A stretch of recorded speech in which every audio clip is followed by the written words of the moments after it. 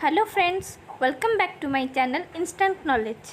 आज आम निशा निवारण उपरे एक सुंदर भाषणटीए देखा। चलो देरी नक भिडटी को आरंभ करवा। पूज्य विचारक मंडली, उपस्थित गुरुजी गुरुमा, मोर छोट बड़ भाई और भौणी एवं मोर सहपाठीगण, आज तर्क प्रतियोगिता मते किछि कहिबाकु सुजोग देइथिबारु मु आपणक निकटरे कृतज्ञता ज्ञापन करी सेही विषय रे किछि कहिबाकु प्रयास करूची। आजिर तर्कर विषय निशा निवारण।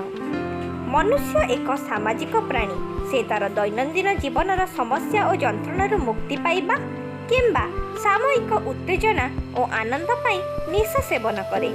यह खूब बड़ अपराध न हेले भी यार परिणति खूब भयंकर होता है। यही निशा पान द्वारा उभय धनहानि और जनहानि होता है। कथारे अच्छी, पान बीड़ी नुहे छोटिया निशा, जना पड़े नहीं टाणे पैसा। पान, बीड़ी, मद, तंबाकू आदिर दाम खूब अधिक न हेले मध्य मनीष यार बशवर्ती होई विभिन्न रोगरे पड़ी खर्चांत हुए। निशा सेवन द्वारा कर्कट और फुसफुस जड़ित रोग हेबार संभावना थाए। यह केवल व्याधिर कारण नुहे, पारिवारिक अशांति मध्य सृष्टि करे। मनीष निजर हिताहत ज्ञान भूली निज स्त्री और पिलांक सह अत्याचार करे। यार सीधा सड़क प्रभाव घरे थिबा शिशुटी उपरे पड़ी थाए।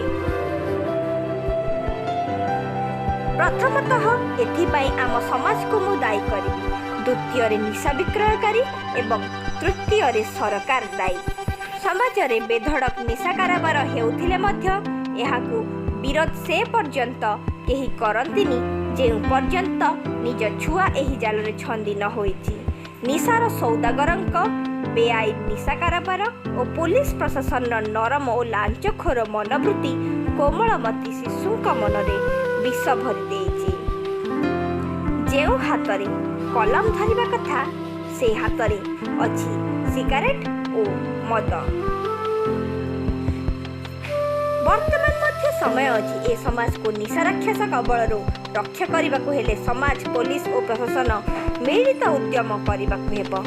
पुलिस निशा व्यवसायी उपर दृढ़ कार्यानुष्ठान नेबा उचित। विद्यालय रे निशार कुप्रभाव संपर्क में शिक्षार्थी को अवगत कराइबा आवश्यक। फल एक सुस्थ और निशामुक्त समाज गठन करहब। एति कही मोर वक्तव्य को विराम देउची। जय हिंद। आशा करुँच भिडियोटी को भल लगी। दयाकोरी वीडियो को लाइक, शेयर और मो चैनल इंस्टेंट नॉलेज को सब्सक्राइब कर बेल आइकन टी टिपि दिंतु, जहाँफल कि नुआ नुआ अपडेट आपंक पाखे सहजरे पहुँची पार। जय जगन्नाथ।